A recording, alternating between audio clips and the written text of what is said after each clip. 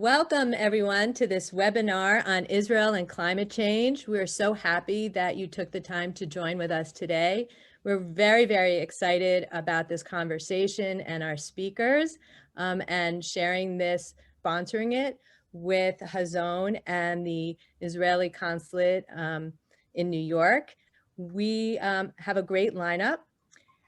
JCPA, let me tell you a second about JCPA. We are the national network hub of 125 Jewish community relation councils and 16 national Jewish organizations, and we come together to grapple with pressing issues of the day.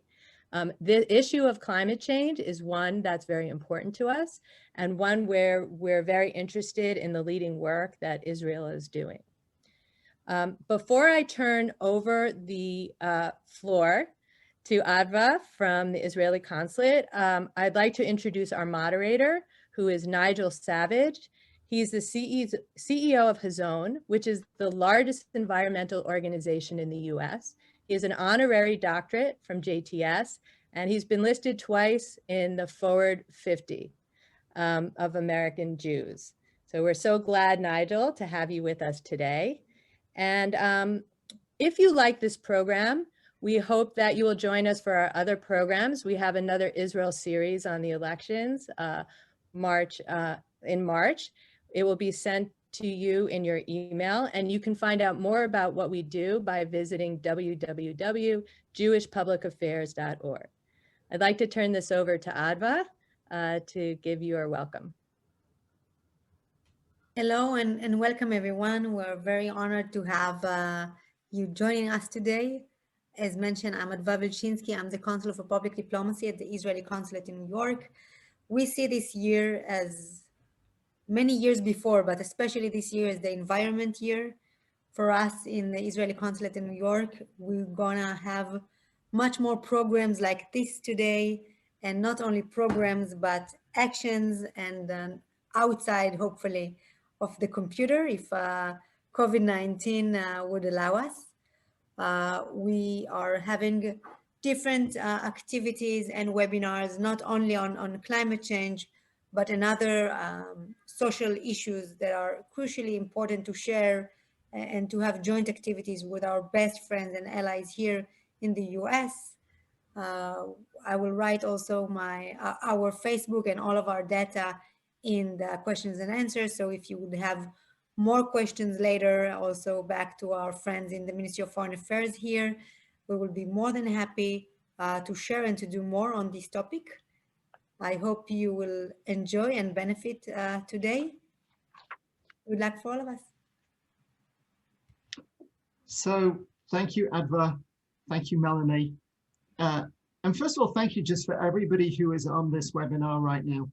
Everybody who's involved in the JCRC around the country, everybody from JCPA. As somebody who isn't formally a JCRC person, I simply want to say that the last year has been proof positive of the extraordinary work of the JCRCs across the country and of JCPA itself. And I want to thank Adva and Chaya, and a big thank you to Melanie Roth-Gorolich, who is an amazing person and to whom we're all indebted. And thank you to our panelists. It's an interesting moment. We have seen at firsthand, Hazon is in fact not quite the largest environmental organization in America, but we are the largest Jewish environmental organization, probably the largest faith-based environmental organization. We've seen at firsthand, not merely that we're in a climate crisis and that it's really important to take it on, but that the process of doing so can build profound relationships. Just one little news flash that everybody on this webinar should be aware of. Hazon is 21 years old, and for 19 of those 21 years, we've worked with the Arava Institute for Environmental Studies, based at Kibbutz Keturah in the Negev. And they yesterday announced a new executive director. And the new executive director is Dr. Tarek Abu Hamid, who is a Palestinian who lives in East Jerusalem. He's got 5 kids. He was at one point acting chief scientist in Israel's Ministry of Science. He's an amazing guy. I mean, I've met him many times.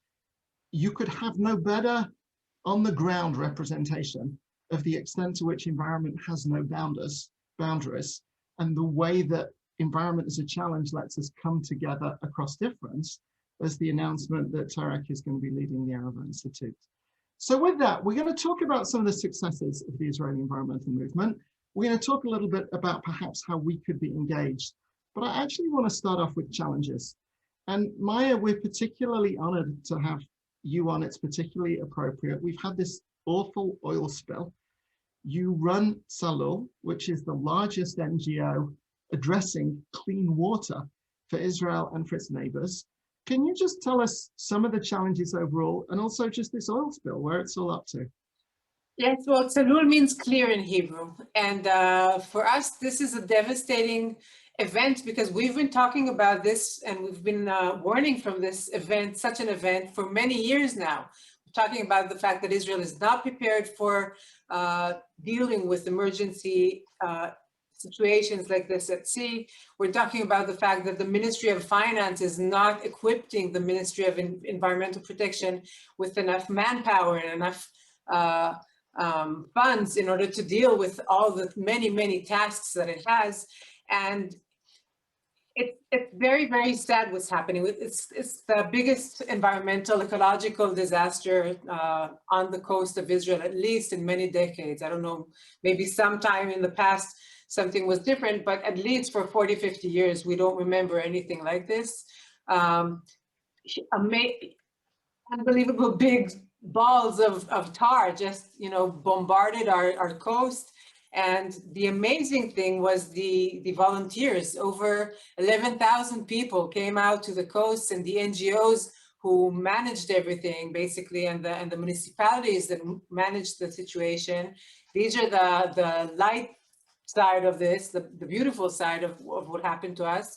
And hopefully, we'll manage to make this disaster into an opportunity for change in the way that the environment is being treated in Israel. This Saturday, for instance, we have, I hope, will be the biggest environmental rally for protection of the marine environment with all the NGOs and many marine lovers, sea lovers. Israel is a sea country. More than half of the people live along the coast. And suddenly this year, everybody understands how important the sea is. For the majority of the year, we were not allowed to go to the beach because of COVID. And we were closed at home for 3 different times in which we were not allowed to go into the water or to go to the beach. And then when we were allowed, then the beach became contaminated, which is crazy. And we even had people from hospitals, staff from the hospitals came to clean up the beach because they said, this is just unbelievable. We can't live without our beach. And despite the fact that it's very, very devastating, it's not oil and it's not condensate, which is the oil liquid that is being produced along with the gas along our coast. And we are basically alerting of much bigger challenges and dangers that they are along our coast, because our luck, if we can say so, was that the ship that spilled this amount of oil was about 50 kilometers away from the coast, and that's how the oil became tar. But if we have an oil disaster, like real oil or condensate, then we would also be affected in our desalination plants, and the shipping would stop, and the tourism would be affected, because now, for instance, we have the restaurants and the fishing is stopped. But this could be something that will cost many billions of shekels or dollars to the Israeli market, and we're not insured. There aren't enough guarantees by the offshore drilling companies that are working in Israel, and by Katsa, which is the Israeli oil company that is planning on bringing basically the oil from the United Emirates. Then now they want to ship it through the Red Sea to Eilat, and then through the ground all the way to Ashkelon, and to have huge tankers come and pick it up from Ashkelon all the way to Europe. And basically they're going to endanger both Eilat and the Mediterranean. And these are the big threats that we are warning from. Maya, thank you for that. And when we come back to you after we've heard from the ambassador and Yossi, I actually want to talk about some of the lessons from this. Like, what are the changes that we need to make based on what's happened? But I want to go to the ambassador, Ambassador Gideon Behar. We're so honored that you are with us today and so grateful. Ambassador Behar has been head of the Africa desk at the Ministry of Foreign Affairs, has been ambassador to Senegal, and is now Israel's special envoy for climate change and sustainability. And so I think, Ambassador, I'd like to hear, just widening out from the oil spill, but what do you think as the key environmental challenges for Israel at this point? There are many environmental challenges. First of all and foremost, I think that it is the disappearance of the open space or of nature in Israel due to construction. I live in a city called Modi'in, which is a city, a home for about 100,000 people. And every year, the state of Israel builds 50,000 new apartments. It means that every year in Israel, we build twice the size of Modi'in. So open space, nature, environment is disappearing in a galloping rate. And I think that this is one of our major challenges, how to safeguard nature, how to save the open spaces for us, for our children and grandchildren. I mean, if we continue like that, in a few decades, 20, 30 years, most of the state of Israel north to Beersheba will be covered by asphalt, by beton, concrete, cities, etc. So this is really a huge challenge, also because the population continues to grow in a very rapid way of about 2% per year, which is equivalent to 200,000 inhabitants every year. So one must also address that, but in a way that doesn't harm the environment, the nature, and especially the open spaces in Israel. Another threat is a threat coming to our maritime zone or the sea, which is was elaborated before by Maya, who is doing really extremely important job. I must say she's so devoted to that. It's amazing. And I must say also that Yossi is really one of the best ambassadors Israel has in the world today, and he promotes solar energy and resilience to climate change, etc. So these are really excellent people on this panel. And Nigel, you know, you have all the credentials that were mentioned before. But really, also protecting our sea is very important from future pollutions. We need really to create more protected areas in Israel, more nature reserves, more national parks, so that the status of these areas will be protected by law. Another danger or another challenge for us is, of course, the issue of water. Although we are desalinating lots of our water, water is disappearing in Israel due to climate change. And climate change is indeed one of the major risks in Israel, but also to the region around Israel. And this is extremely important. Israel most probably will be capable of dealing with the challenges of climate change.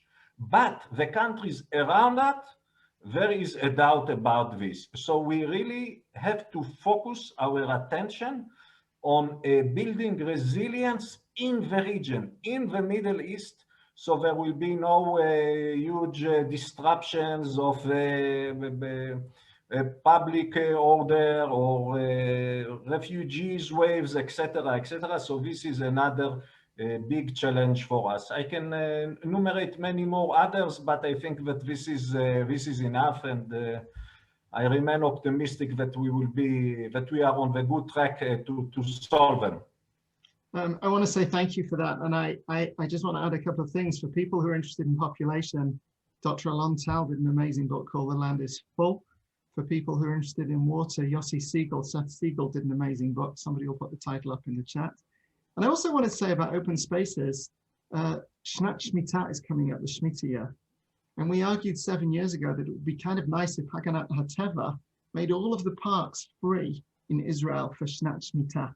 as a way of helping everybody to really appreciate them. I hope that might happen. We turn now to the Honourable Sir Yossi Abramowitz. I was kind of impressed that I'd put on trousers today. I want to share with everybody in a proper shirt, but the ambassador's wearing a jacket and Yossi is wearing a tie. And I want to say, those of you who are on this webinar, clearly somebody here is very, very important. Yossi Abramowitz is a force of nature, a dear friend, a pioneer of the Israeli solar industry, and somebody who wants to hold Israel and the Jewish people to high standards. So Yossi, thank you for being with us. And we're going to talk about successes in a minute. What do you see as some of the key challenges for Israel? Yeah, first of all, thank you for being here. I remember when Hazon was basically 1 day old, so Mazel Tov on 21 days. That's an amazing journey, and Your Excellency and Maya. I really think it's on the greenhouse gas emissions. It's actually wonderful now to have common cause with the United States government, where the last 4 years we didn't when it came to climate issues and energy. And so I was on the Israeli negotiating team at Paris, and we had a very low goal that we were allowed to go for, which was 17% renewable energy by 2030. The current government has now magnanimously said, okay, we're going to go for 30%. We're nearly going to double that. But 2/3 of our greenhouse gas emissions, at least, are coming from the energy sector.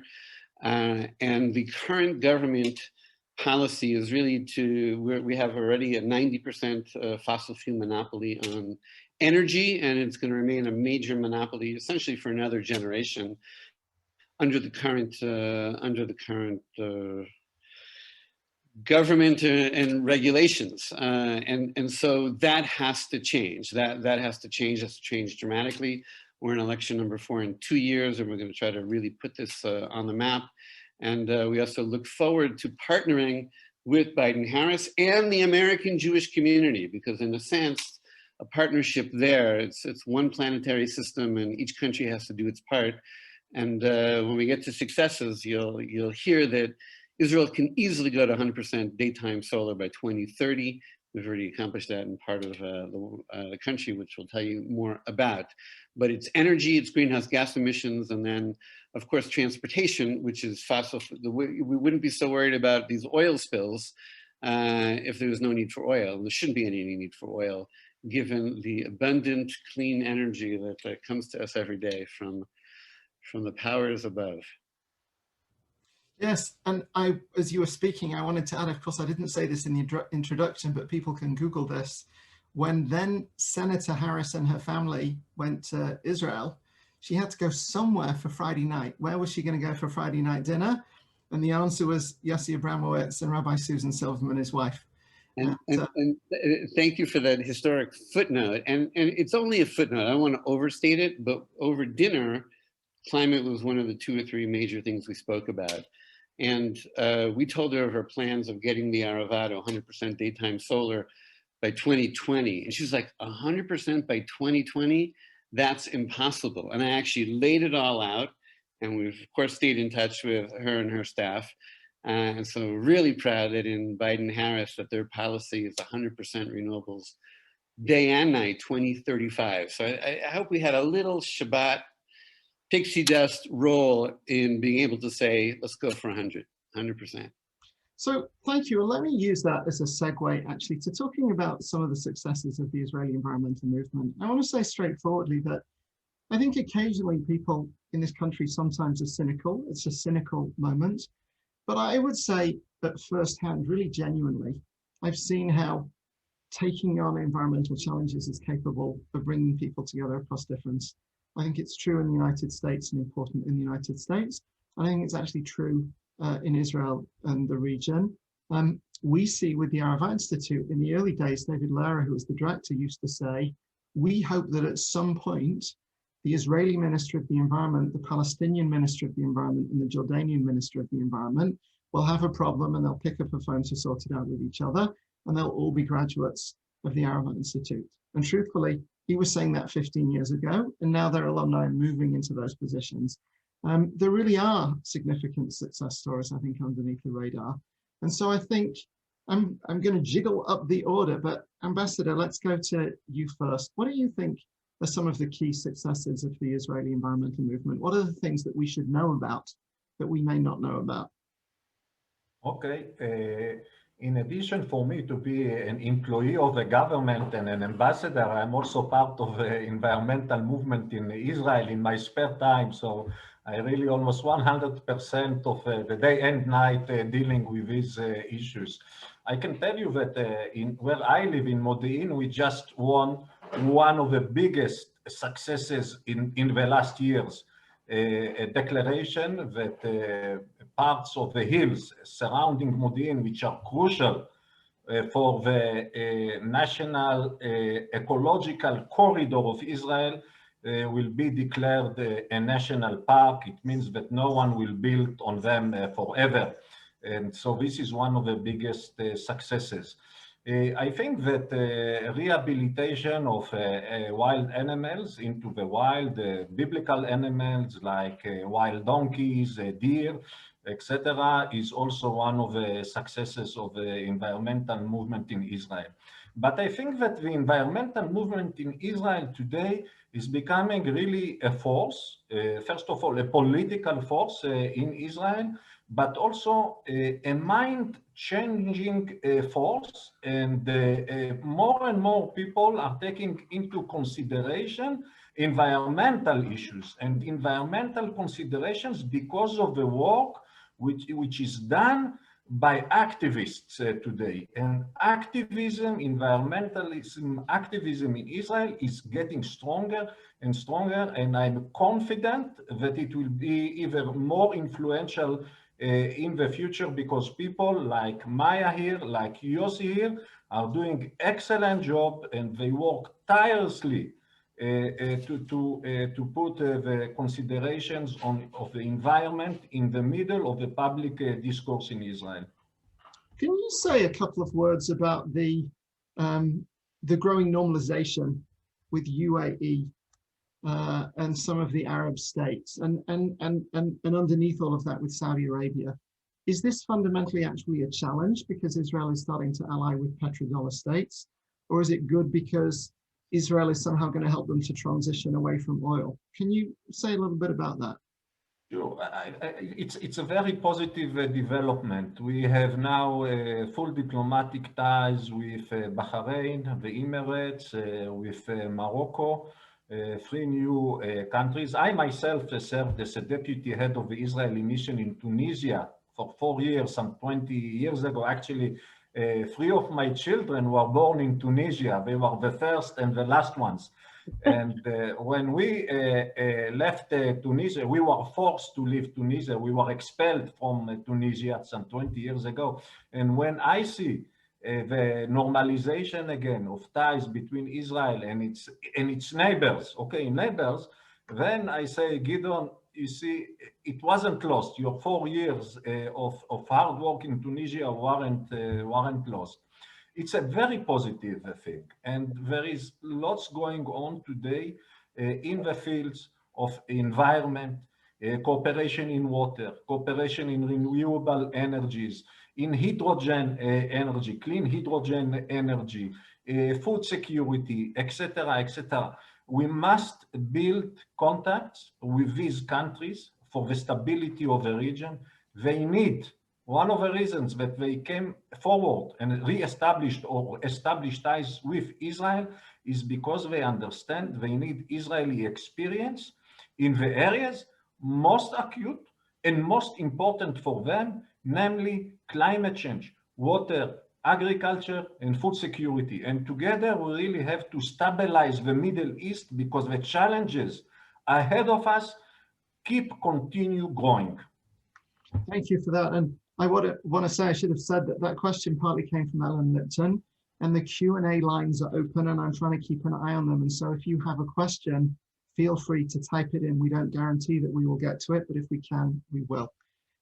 Ambassador, thank you for that. Maya, I want to come back to you, first of all, for successes in general, but I think also really lessons from the oil spill, because I think it really has been shocking, and it really has revealed fragility And Zalul has been doing serious work for a long time about what needs to happen. Can you just share some of the successes and some of what you'd like to see change in a way? Well, one of the big successes that we are very, very proud of us being the ones leading it was the shutting down of the Ammonia Reservoir by Haifa Chemicals in Haifa 3 years ago. It was considered, Hassan Nasrallah from Hezbollah called it Lebanon's nuclear bomb because it was so dangerous and it was in the center of Haifa and over 1 million people were exposed to its danger. And it's not the similar kind of ammonia and it's not the similar type of threat, but it was still very similar to what we saw happen in Beirut last year with such a huge explosion going on. So the ammonia we had was less explosive, but was very, very poisonous, and it could have killed hundreds of thousands of people, just have them drop dead, which was horrible. And this was a very big battle that we led. It was a battle that the environmental community led for 30 years, the environmental community in Haifa. And then we came by and we said, okay, we're going to do this. And within 6 years, we managed to shut it down. And we have the backing of Morris Khan, who's our beneficiary, and our chairman is Mr. Benjamin Khan, who's Morris's son.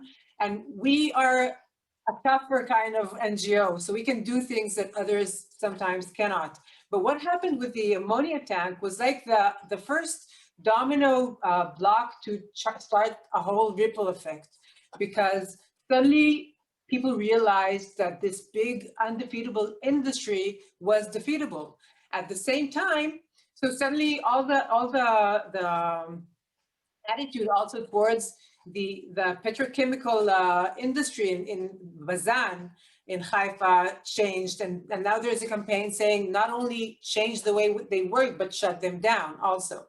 And toward the offshore drilling for gas and oil, there's become a much bigger community now because of the Leviathan rig, which is along the coast, and a new NGO that was created for this and for this situation specifically, called Home Guards, which became afterwards into a big national NGO that is taking on the issue of renewable energy instead of the petrochemical challenges. And we're seeing growing effects. Also, Greta Thunberg had much effect in Israel. We have amazing youth for climate in Israel, and they were so effective. So their parents started also Parents for Climate. We have Teachers for Climate. We're all working so much together. And now we have coalitions working. We're all working under the umbrella of Life and Environment, which is the umbrella organization for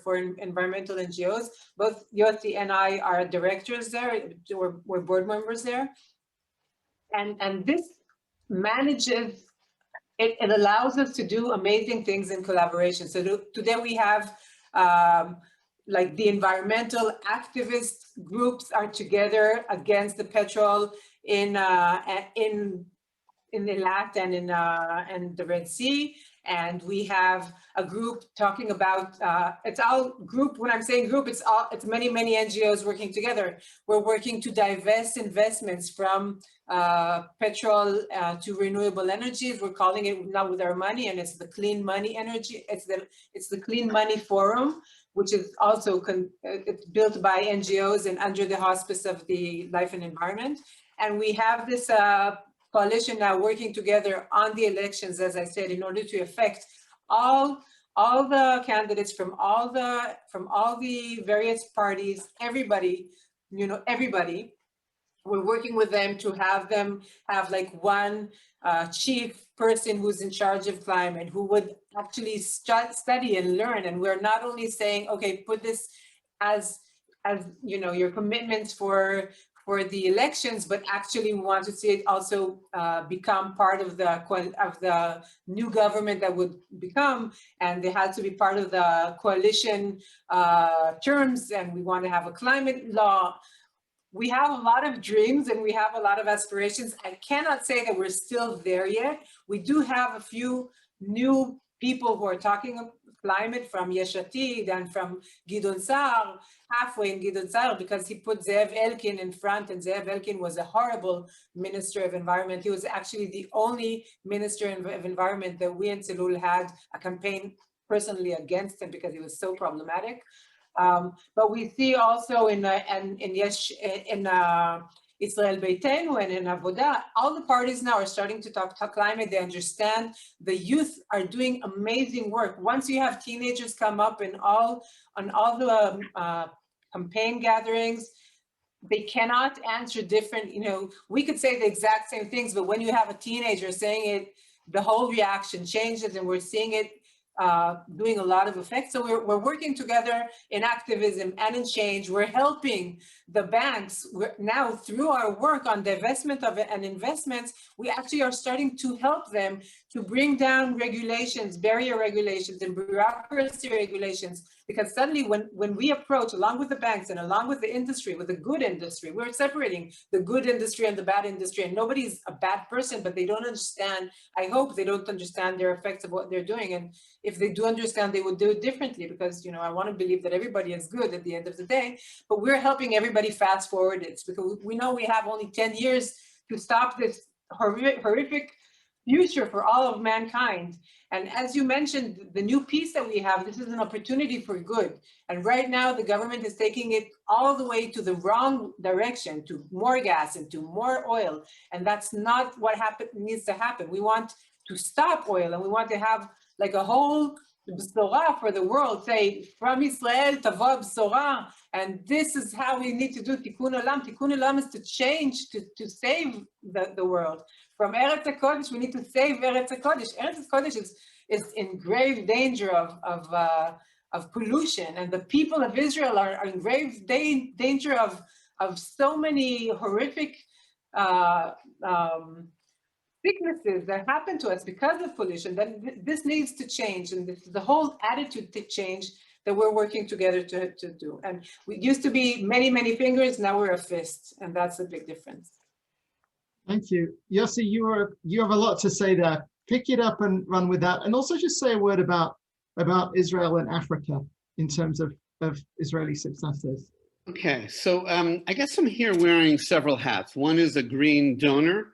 The other is a green activist. The third is a green impact investor. And I guess if Gideon allows me, as an informal green ambassador to our friends in Africa.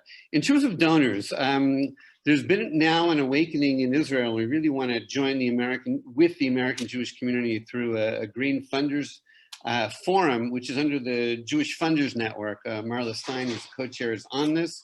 This is one of the ways that we could really work together to be able to get some successes over the finish line.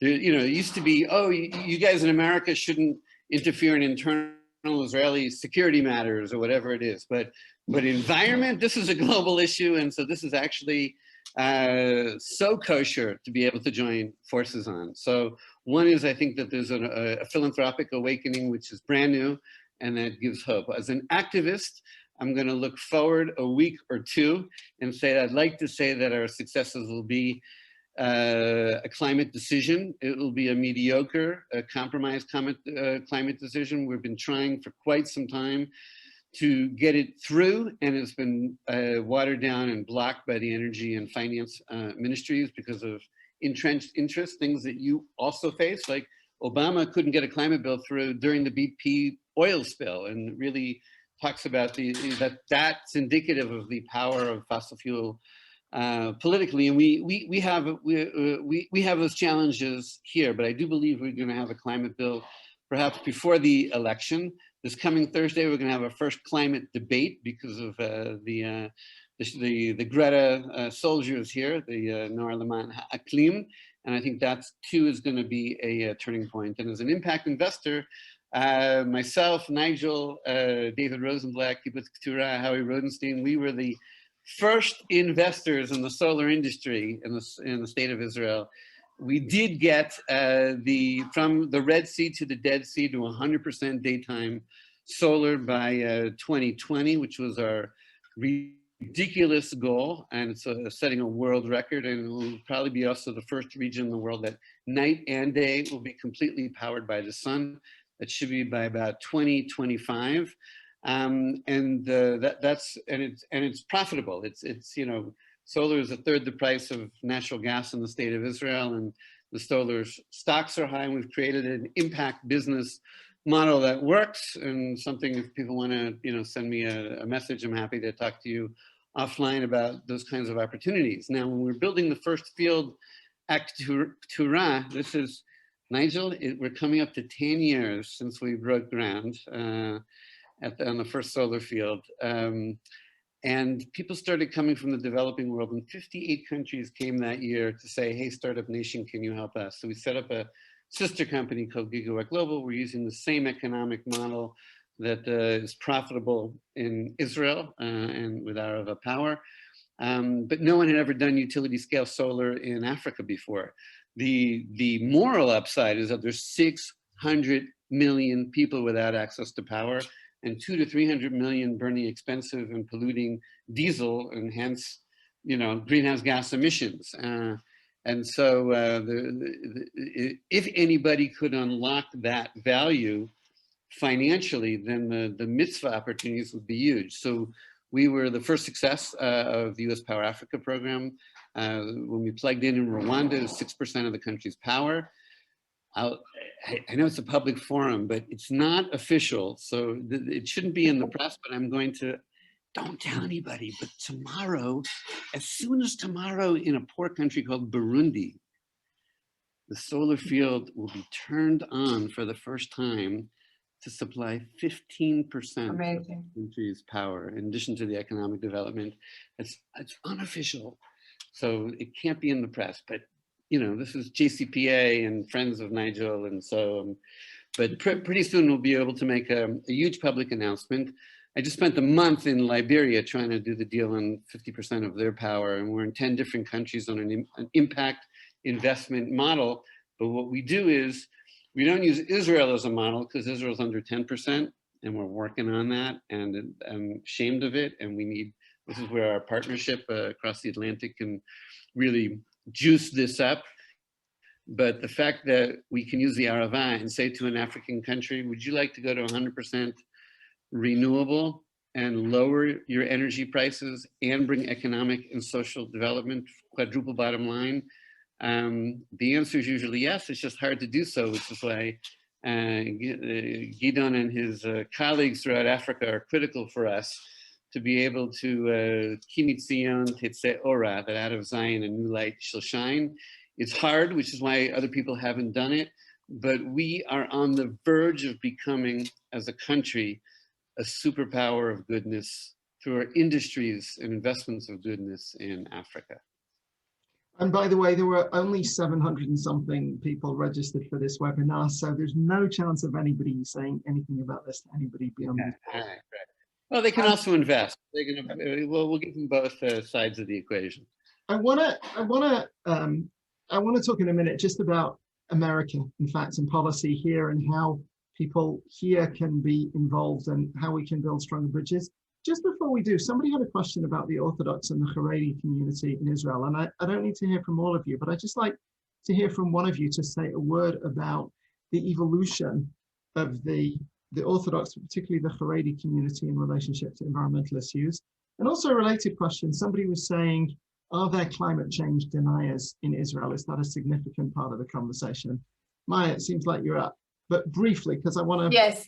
Well, we've established a group. One of the things that we're very much hands-on in Zalul is the issue of plastic, disposable plastic. So we've created a group called Bli Plastic Be'ezrat Hashem, and all the various groups of different types of religious people are there. And we work a lot together, and through this, we talk about climate, and we talk about changing our habits and many, many other things. And there is a lot of discussion, mostly about plastic and our personal habits, but also about climate. So, and there is growing awareness, there is a growing community. It's very small still, relatively to the general population, but more and more religious people of all groups, also Haredi, also the many, many types, are whoever understands becomes concerned. We just need to get more hasbara out there. You know, it's just making people understand. So I wanna go on now to, in a sense, sort of building bridges. One of the things that I was thinking, Maya, early on when you were just talking about the oil spill, is how sad it is, but perhaps how necessary the relationship between tragedy and change. I'm old enough, many people on this webinar probably are, to remember the Maccabea bridge disaster, when Australian athletes fell into the Yukon and 2 of them died, and they weren't falling 300 feet from the Golden Gate Bridge or the GW, they fell 12 feet into Israel's main river, which had been polluted, and it wasn't GE polluting the Hudson, it was 1 or 2 million middle-class Israelis living 30 years ago before there were contemporary environmental protections. This year, we had the fires in California. We've just had extreme cold in Texas. I think that JCRCs around the country, I think climate's clearly moving up the agenda. Intuitively, it feels like, and I'll share with everybody, by the way, that one of the things that we're really talking about is trying to strengthen the bridge between the American Jewish community and environmentalists in this country and environmental leaders in Israel. Some of us involved in this call have actually talked about trying to do that in the future. Hazon had a program, SIA, which did this a few years ago. If you are interested, be in touch with me or be in touch with JCPA or the consulate if you'd like to be involved in that. But I want to ask people at this moment of coming out of COVID, when we've seen how the natural world, how we are more vulnerable than we may realize ourselves or may have thought ourselves to be, where do you see opportunities, necessities for the American Jewish community to engage to make a positive difference in Israel? And conversely, how can the Israeli environmental movement make a difference here? And there was somebody from Jewish Earth Alliance who was saying very specifically, as somebody who's involved in Jewish climate activism in this country, how can I help make a difference in Israel? Yossi. Yeah, so the first is move your money. Truly, like rabbinic pension funds, all the endowments of the foundations and federations and everything. I mean, the startup nation here has climate solutions, anything from, you know, milk to meat to energy to water to there's so many opportunities. Move your money and look at our stock market. You know, it's historically done very well. A lot of solar companies have gone public at incredible valuations on the Tel Aviv Stock Exchange. We're currently still private company, but move your money. Your money is inadvertently dirty. It has impact. And if you don't know the impact, it's probably a negative impact. And soon it's going to be a stranded asset, particularly because of the next UN conference and Biden-Harris. So move your money. I know we're not supposed to use the word divest because we don't use it against Israel or whatever, but move your money, align your values, my friend James Cummings says, with your investments, with your values. And then also extend your philanthropy. Like we can, this country, this tiny country with 7 different ecosystems and unique challenges, we could solve for so many of the global environmental challenges. It's you know, the budgets of just the environmental groups currently is only like $2 million combined. If we could just double that, if there was a way to match from America on that, then every one of these challenges that we're facing, we could actually win and stand up to the oil and gas lobbies and to do so. Move your money to be aligned with your Jewish and Zionist values. And when you come here and you're meeting our leaders and stuff, then raise it as the first issue. Raise it as they're going to be surprised, because we know it matters to you and we know it matters to the United States government. Raise it as the first issue, and the successes that we have, I hope, this notion of how do we get to 100%, we have some lessons learned that we're really, truly happy to share with the returning green superpower of the world. I would only add to that, by the way, again, to everybody in the JCRCs here, I remember Carl Pope 20 years ago when he was head of the Sierra Club saying to a small group of Jewish leaders, When environmentalists stand up on Capitol Hill, they ignore us. When faith leaders stand up, it makes a difference. And I think that's absolutely true and more true now. Ambassador, I wanted to just ask you to say a word about COP26. COP26 is coming up in November. As we get closer and closer to it, there is going to be more and more attention to that in the media. I'm interested to know, does Israel have a particular strategy in relationship to COP26? Are the things that you are planning to do there, and other ways that that could or should be coordinated with diaspora Jewish communities? Yes, I will say a few words about it, but I just want to go back a little bit to the question, your remark or question before of building bridges. And I want to say that there is really a big opportunity here for building bridges between Israel and the Jewish people, Israel and the Jewish communities in North America and the United States. It can ally us and put us together around common goals like the environment, climate change, sustainability, etc., which are important both for us, both for people in the United States and in North America, and they are aligned with Jewish moral and with Jewish beliefs. And this is something that we should do also in a practical way. And I want to say that the Ministry of Foreign Affairs has decided to take a campaign, to make a campaign on Earth Day, the 22nd of April. Each of our over 108 diplomatic missions abroad will have to do something in the field of environment, sustainability, climate change, etc., including the Israeli consulates and the embassies in North America. So if you know people there, please make a contact, reach out to them and see how you can cooperate together in doing some good in the world and some tikkun olam. Also, I want to say that we all should be proud of innovations and technologies that are coming from Israel, which are a huge contribution to the problem, to the crisis, to the climate crisis. I mean, the biggest contribution Israel can make in combating climate change is by its experience and by its technologies, either in water, in agriculture, in reforestation, in renewable energies and energy storage, in alternative protein like cultivated meat or milk or eggs, etc. These are all innovations where Israel excels. We are #1 in the world in recycling sewage water. #1, 90% of the water in Israel is recycled. This is a world record. We have a world record in the prevention of leaks from urbanic water systems. Water is energy, and energy is greenhouse gases. Much can be done and much can be saved by these technologies. Now, coming to your question about COP26, we do not know yet what kind of form the COP will take.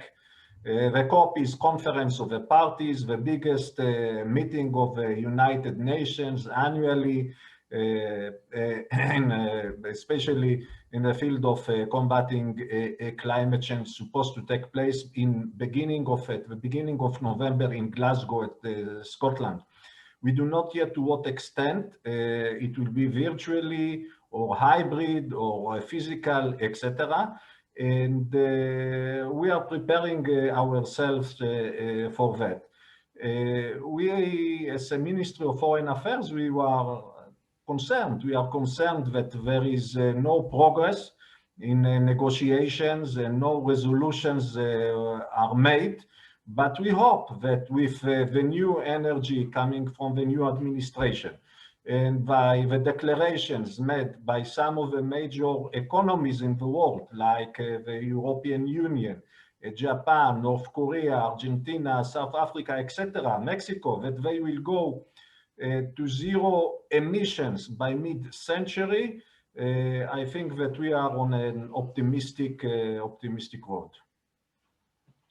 Thank Could you. I also add, sorry for what we can do, because this is the biggest important question, I think.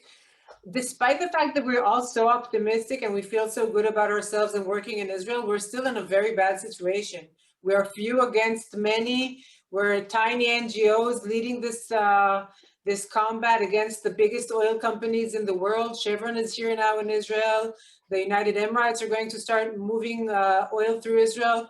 Despite the fact that it sounds very optimistic, we need help. We need whatever donations, whatever minds, we need creative people to come and help us. We need to be able to make this into the most amazing campaign to make people understand. And the beautiful thing about Israel, because we have so many languages, because we're kibbutz galuyot, once we do the right understanding here, once we teach everybody in Israel what to do, we can use these information to transfer it all over the world, because we have people here in Hebrew and in Arabic and in English and in French and in Spanish, and everybody here needs this hasbara, and then we could use it for the entire world to teach people how to change everything. One of our biggest dreams is to establish a center for education and policy change. This is something that would serve also the American jury. We have a lot of things we could do with the graduates of Taglit, Birthright, and with with the federations. There's so many things. This is an opportunity for us to bridge the gaps with the Israelis and the American jury. I used to be the chief information officer for the Israeli Consulate General 20 years ago. I know the American jury very well. I'm very acquainted with the connections. There's so much to heal between many, because of many things that happened through the years. And we see it here in Israel, and we see it also with the diaspora. In Israel, groups, there's a lot of hatred. It's bad, but groups hate each other here. The various groups are very much separate today. And by environment, we start talking again. It brings us together again, because people understand and they put the differences aside, and they work together to make good for the environment. And this is something that brings us together, and it could bring also the Jewish world together. This is an opportunity to do amazing things. So thank you for that. We're going to start to come into land. Firstly, I just got a news flash from Haaretz, and perhaps other people did, saying that they've just announced that the oil spill was caused by a Libyan tanker that left Iran, and that Israel is accusing Iran of environmental terrorism. We'll see where that story goes. I guess that's fresh in. I wanted to just say a couple of things that I wasn't able fully to pick up from the questions. There was a question from David Krantz. And I simply want to say that David Krantz runs an organization called the Green Zionist Alliance, 8SIN, which is a great organization. JCPA and Hazon are both going to try and put up a bunch of links that have been mentioned in the course of this webinar. And I would say give us 2 or 3 hours or something to get them up. But any of you who are interested, be in touch with either of our websites to do that. Jared Goldfarb had asked a question about food. And again, we can't take the question right now, but one of the things that hasn't been said is that industrial meat and dairy is one of the key drivers of anthropogenic climate change. And as it happens, the movement to challenge industrial meat production is stronger in Israel, frankly, than any other country in the world. And that's actually, for those of us who have had a 2,000-year-old tradition of keeping kosher, of saying literally, is this fit for me to eat? The American Jewish food movement has grown sharply in the United States in the last 20 years. And actually engaging with food policy locally and nationally is one of the ways that I believe that we can express Jewish values in a way that creates a better environment for everybody. Somebody mentioned Earth Day. Last year, before COVID, we were planning to have 50 people blow shofar in Times Square for Earth Day. Because of COVID, we couldn't do that, and we put it online, and we had not 50 people, but 1,500 people in a program called Sound the Call, which included Ruth Messenger, David Gergen, Mandy Patinkin, Bill McKibben. And this year, first of all, Earth Day officially said, we love that, we want to pick it up. This year, EarthX have come in as co-partners and have said they are going to make Sound the Call now a multi-faith religious platform within Earth Day. So to everybody on this call, I would say, mark your calendars, April 22nd, Sound the Call is between 10 a.m. and noon EST on Earth Day. And you should feel free to put out your own events, to do your own things with the hashtag sound the call. It's explicitly a moment for a religious environmental movement. For people who are interested in the Jewish environmental movement in this country, JCAN has been doing important work for a long time. Dayenu, who's grown sharply in the last year, Jewish Earth Alliance, there was a question from there, wanted to give a shout out for them. From Hazon, we have a Jewish youth climate movement. If you have teenagers who want to be involved in that, put us in touch with us. A Hazon Seal of Sustainability, which a growing number of communities are taking forwards. So there is a lot happening. And so I want to thank everybody. I want to thank the three of you. I want to thank JCPA, the consulate, and everybody on. And a quick last word from each of you. What's a moment of inspiration, a moment of tochacha, the last key piece of advice that you want to give us? We need to be able to look our kids in the eyes and say we did everything we can. That's the end of the day. I mean, we can do it by investing money on new ideas. There's a whole world to be invented now. There's a whole world of services, of products, of policy. Each and every person. The good thing and the bad thing about climate change is that it's so big. So on the one hand, it's very big and it's difficult to deal with such a big thing. But on the other hand, each and every one of us can find whatever in their own world, what to do. It could be in the food industry, in the fashion industry, whatever you do, whatever you love, you can find a way to make a better tomorrow. And the tomorrow is already today, because climate change is already here and we need to act, and we need to act fast. Thank you. Yossi. So many things I want to try to get in, but I'm going to focus on two.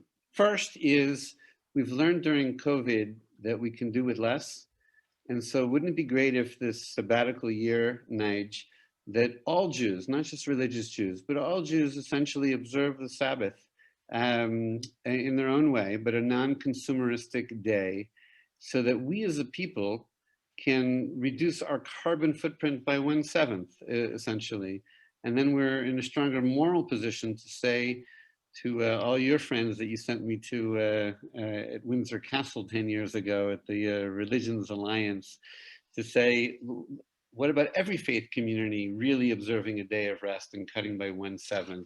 If we all cut by 1/7 our greenhouse gas emissions, the Earth will actually be back in balance. Doesn't mean we shouldn't be stopping pipelines or anything else. But what I really am so hopeful about are the young kids, the Greta. I do most of my work with them. I mean, I love Maya, and I feel like I see her every day on Zoom and all of that. But I'm doing most of my work with the teenagers. It gives me a tremendous amount of hope. And the other thing is that we couldn't engage the U.S. government and also the American Jewish community. You don't want to be political about climate so much. But I know that working together, we can become a renewable light unto the nations. Thank you. Gideon, Ambassador, last word Yes, from you. I have only maybe 2 or 3 words to say. Be active, be proactive, do the best that you can, and really try to make a change. Even if it's a small change, it still is a change. So make a difference. Try to make a difference. Thank you. So I want to thank you, and a couple of very last words from me. Somebody pointed out in the chat, I forgot to mention our Israel ride. It's nearly sold out, but if you want to ride on a bicycle from Jerusalem to Eilat this fall to support Hazon and the Arab Institute for Environmental Studies, you are warmly invited. A huge thank you to the consulate, JCPA, Yossi, to you personally, to everybody who's involved in this. And I just note that the next holiday on the calendar is Pesach. And this is the period traditionally to get rid of our chametz. And I want to note that chametz is not just breadcrumbs. It's all of the superfluities, all of the stuff that stops us from being free. And so I really want to, as it were, bless us all as we lead up to Pesach and as we slowly come out of COVID, that we should start to get rid of our superfluities, to get rid of the stuff that we don't need, and gradually enjoy the freedom to create a healthier and a more sustainable world for everybody. Thank you very, very, very much. We hope we will see you on future JCPA webinars. And for now, thank you and Chag Sameach. Thank you for this opportunity. Yeah, חג שמח, ביי. everybody. כל הכבוד.